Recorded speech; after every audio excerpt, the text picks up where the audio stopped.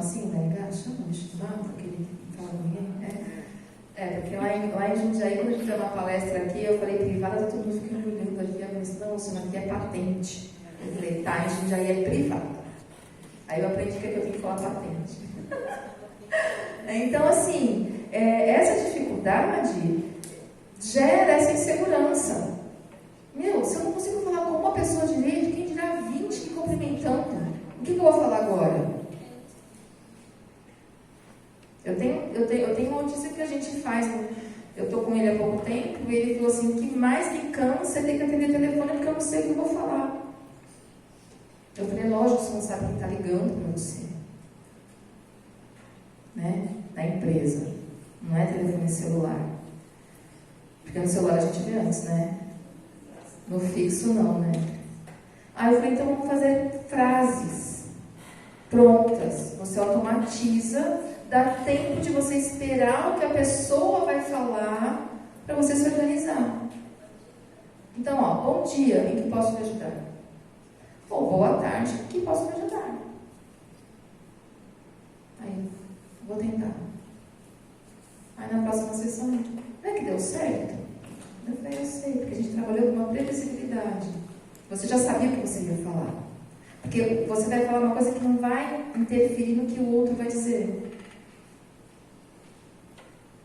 E aí, o que eu fiz? Eu autorregulei, porque ele falava que em dias que ligavam muito, ele tinha que ir para o banheiro chorar. De tão estressado que ele ficava. Aí, essa semana, eu falei, quantas vezes você foi para o banheiro essa semana? Ele nem mandou. Ai, graças a Deus, está dando certo. Porque a dificuldade dele era essa. Ele não queria se sentir estressado. E a gente foi detectando os pontos de estresse dele no ambiente de trabalho. O telefone foi um dos, tá? Ele me citou 8 no dia da avaliação. E a gente foi trabalhando esses 8. Ao ponto de ele não precisar mais ir para o banheiro chorar. E aí ele ia para casa exausto. Agora ele consegue chegar em casa, fazer as coisas dele, porque a gente foi remanejando essas questões sensoriais dentro do trabalho. Ou seja, a gente foi trabalhando essa autorregulação, que é o sistema simpático e o parasimpático. Então, o que depende dela? Dessa capacidade de observar essa estimulação sensorial, de como ela está chegando a mim, de eu tornar isso consciente e tentar resolver esse problema. Porque até então, é difícil eles perceberem por eles mesmos isso. O que é que está incomodando? A gente tem um estudo, de novo, da teoria polivagal, de 99, se não me falha a memória, esse estudo, que o nível de estresse altera. Tem fonoaudiólogo aqui? Não, né? Tem. Qual que é o menor ossinho que tem dentro do tímpano mesmo? Esqueci o nome dele. Olha a prova. Você não é autista, não. Não, é um outro. Não. É o menor osso do corpo humano. Olha, essa é matéria de quem quer ser o milionário. Vocês pesquisam aí pra mim, que eu não vou lembrar o nome agora. Mas enfim, tá? Por que eu estou falando desse menor ossinho do corpo humano que está dentro do ouvido? Porque ele é o que regula a frequência da voz humana. E quando eu estou com o meu sistema simpático, que é aquele que me faz fugir e ficar estressado, não é estresse, é outro não. Não é outro não. Depois eu lembro falar para vocês. Ele enrijece, porque o nervo vago que faz com que ele fique numa vibração correta quando entra o som. E aí, se eu fico o tempo todo nesse meu sistema simpático, o que vai ficar aparecendo para mim? Os barulhos, porque eu não consigo acessar a frequência da voz humana, que é a responsabilidade desse ossinho que eu não lembro do ouvido aí, o nome dele. Olha que ponto chega as questões sensoriais processo de autorregulação,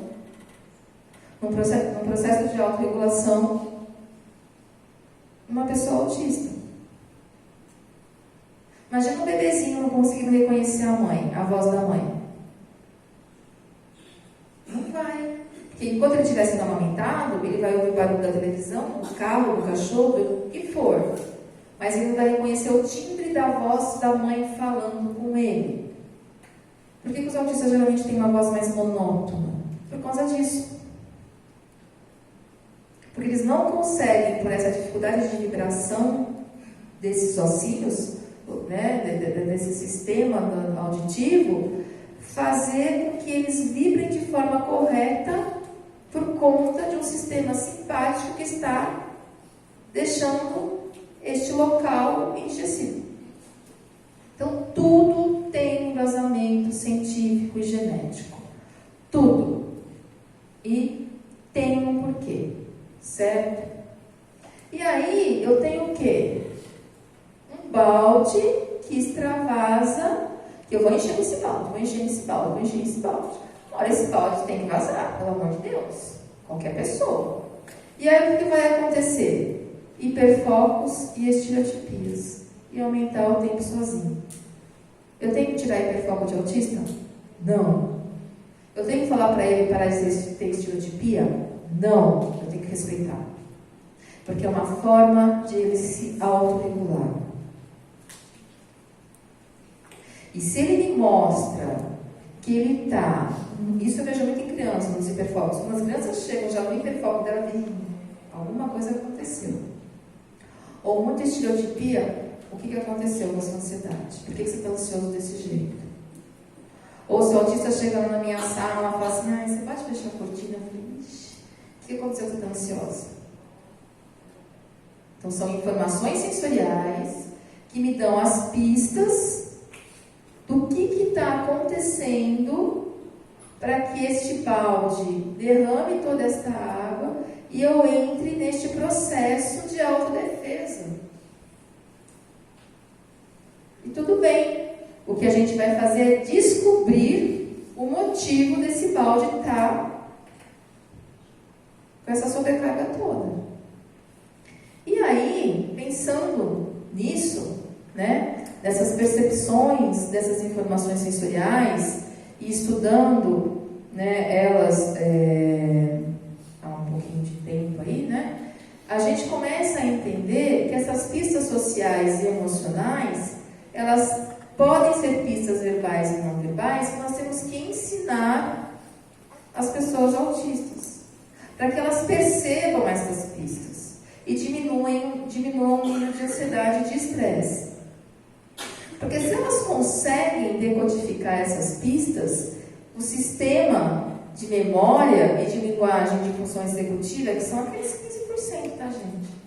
Agora eu estou falando dos 15%. A gente consegue acionar, a gente consegue acessar.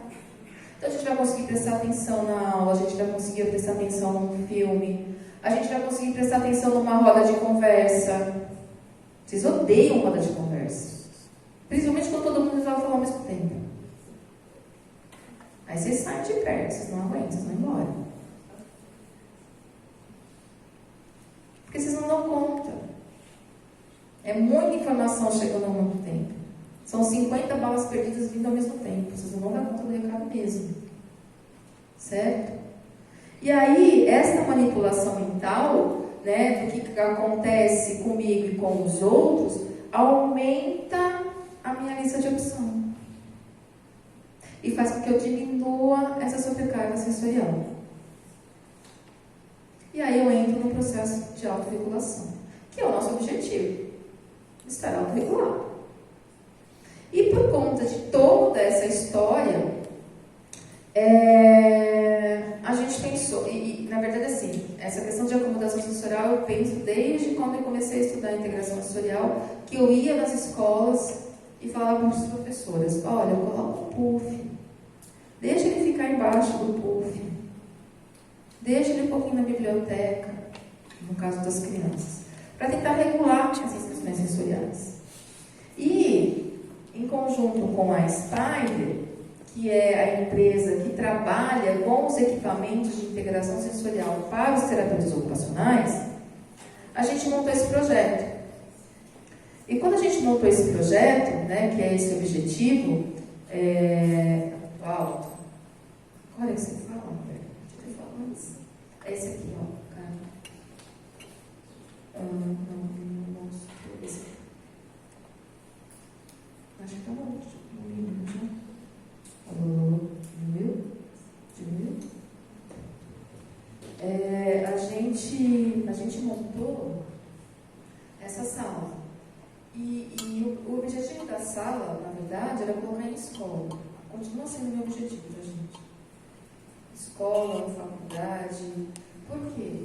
Porque se eu tenho uma disfunção sensorial, em vez de eu ir para o meu quarto, ou não vir para a faculdade, ou vir para a faculdade, mas não entrar na sala de aula e ir para o banheiro porque está muito barulho, se eu tiver um espaço para eu me regular, os meus sistemas básicos, que é esse vestibular, o visual, o auditivo, o proprioceptivo, o tátil, etc. e tal, eu vou conseguir fazer minhas atividades. E nós colocamos, né, então o nosso objetivo é que essas pessoas possam utilizar um recurso desse. Isso é uma sala de terapia, da terapia ocupacional de integração? É. Mas se as questões sensoriais são inerentes do ser humano, todos nós podemos acessar uma sala dessa, principalmente as pessoas autistas. E aí a gente montou o projeto, que é esse projeto sensorial, e montamos. Isso aqui é uma escola municipal, tá, em Ibiúna, uma cidade lá perto de Jundiaí. Então, é o balanço, a piscina de bolinha, o cobertor, que a gente chama de cobertor ponderado. Gente, é uma delícia. Eu durmo com desse. Eu sou totalmente proprioceptiva, é verdade, eu comprei pra mim. Porque, nossa, eu durmo que nem uma coisa agora com esse cobertor. Adorei. Aqui é na faculdade, a gente colocou na faculdade de Direito, lá da USP, e lá tem 80, 82 autistas adultos fazendo faculdade. E quando a gente colocou lá foi muito legal, porque era um evento que estava tendo sobre autismo, então tinham vários autistas para darem palestra, e eles iam para a sala se regular antes da palestra e depois da palestra. Foi bem legal assim. E ficavam dentro da piscina de bolinha, ficavam no balanço, no puff. Esses peixinhos aqui, eles são pesados. Então dá também essa sensação de acomodação proprioceptiva que a gente chama. Aqui foi na escola de salto, de Boituva, de paraquedismo. Lá tem um grupo de autistas que são paraquedistas. E aí a gente colocou e foi bem legal, porque assim, eu não salto. Meu marido salta, né? Eu só vou olhar. E a gente fala que quando salta, a gente vai no sistema vestibular inteiro em peso, né? Uma linha só. Aí eles iam para se regular no proprioceptivo, porque era muita coisa. E aí eles querem montar uma sala lá, eles querem deixar uma sala lá para eles se regularem, para eles entenderem que é melhor ainda, né? Aqui foi no Detal, lá em São Paulo. Foi o primeiro ano que teve, né? É da mesma equipe do Rock in Rio. E a gente trabalhou lá os 5 dias, a gente atendeu mais de 83 autistas durante os 5 dias. Literalmente assim, eu não precisei fazer nada, gente. Eles entravam na sala, se acomodavam, eu estava lá de suporte, porque eles sabiam o que eles precisavam. Então era no centro de acessibilidade.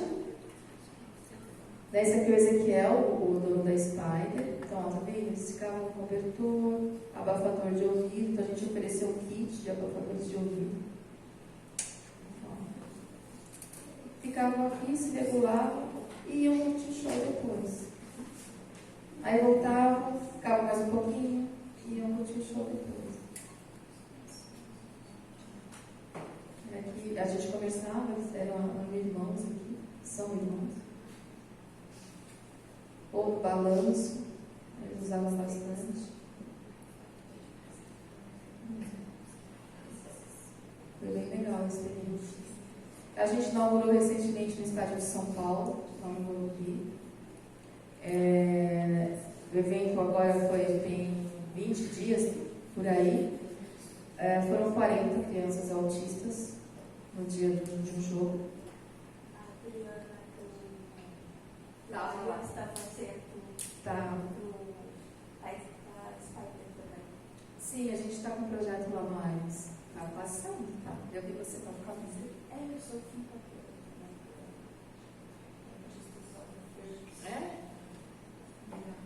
Ela estava lá na inauguração da Sala de São Paulo, como é o filho dela. E foi bem legal. E aí é legal assim, ouvir os pais, né? Porque os pais falavam assim pra gente: eu nunca imaginei que eu pudesse trazer o meu filho autista para assistir um jogo de futebol comigo. Que quando nasce, né, mãe, pai, enfim, nasce um filho, a primeira coisa que a gente faz é colocar a roupa do time que a gente torce. Se os pais torcem para o mesmo time, é ok. Agora, se não torce para o da criança, vai ter camiseta de 2 times. E aí descobre que tem autismo. E tem todas as questões sensoriais. E aquele sonho de pai acaba, teoricamente. Né? E foi muito legal, porque eles ficaram, né, na sala, os pais ficavam juntos, ó. Aqui eles conseguiam assistir o jogo.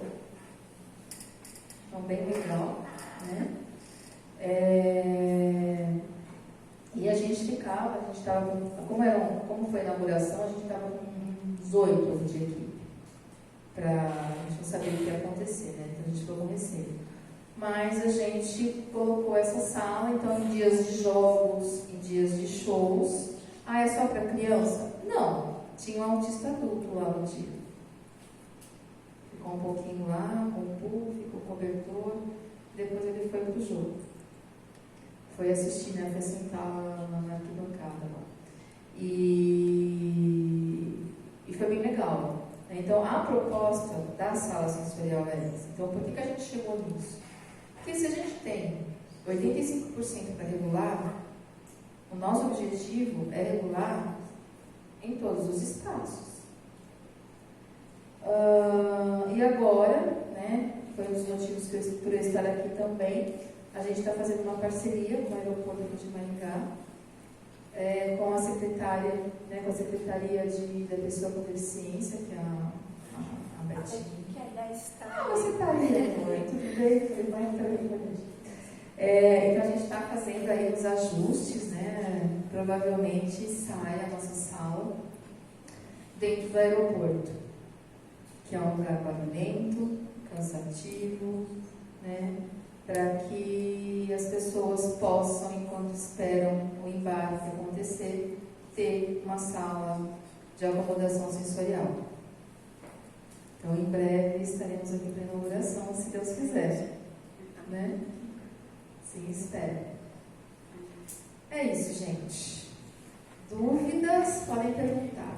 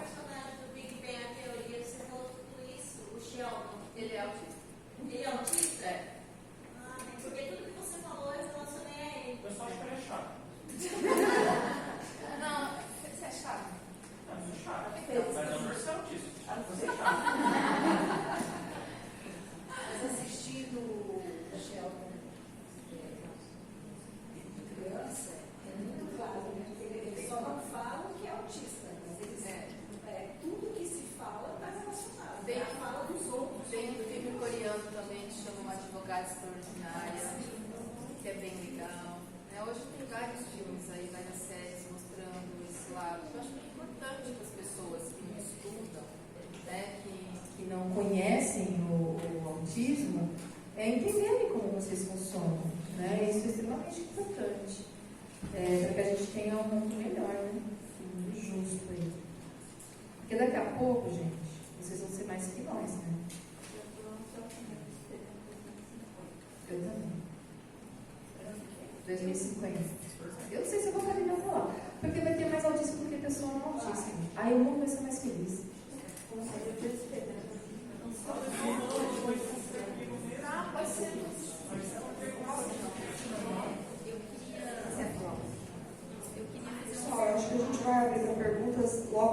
da mediação, só algumas coisas que a gente vai falar, eu queria apresentar algumas coisas, e depois, às vezes, pode até surgir alguma coisa relacionada à fala de nós duas, daí vocês podem perguntar. Eu trouxe um pouquinho do meu trabalho.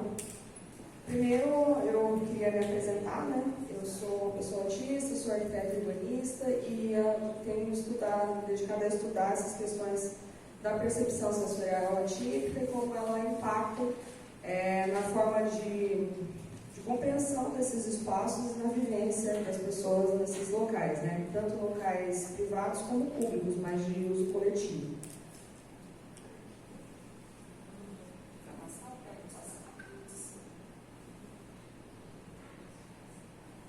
Bom, eu acabei de defender, né, a minha dissertação e ela acabou tendo como produto final um guia de projeto, mas eu não vou me estender muito, né, só pincelar algumas coisas que, como a Luciana falou, podem ser aplicadas nesses locais de acomodação sensorial e também em locais de maior permanência, né, na tentativa de evitação de crise ou mesmo de mitigação desses impactos sensoriais nos ambientes.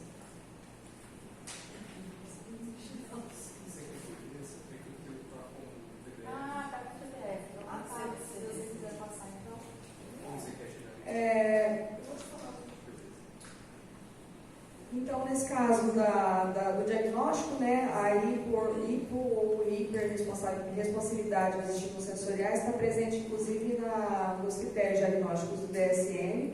Pode passar. E tem alguns perfis sensoriais bem documentados já na literatura científica, que é tanto a hipo, que é a resposta incomum, né, para menos dos estímulos sensoriais, como uma hiperreatividade, que é uma resposta atípica no sentido de perceber demais esses estímulos, e alguns autores vão falar no white noise, que seria como um ruído de fundo, falando de algumas pessoas ouvem os barulhos internos do corpo, ou tem algumas outras percepções internas que podem se somar às externas e atrapalhar nessa percepção, né? Daí aqui eu trouxe alguns gráficos que acabaram sendo produzidos, né, no decorrer do trabalho. As pessoas têm uma noção de espectro autista mais linear, parecida com essa imagem da esquerda. Mas, na verdade, tem várias características que estão envolvidas com o transtorno, né, e elas acabam se manifestando de forma mais ou menos intensa, independente de estarem associadas nesse nível de intensidade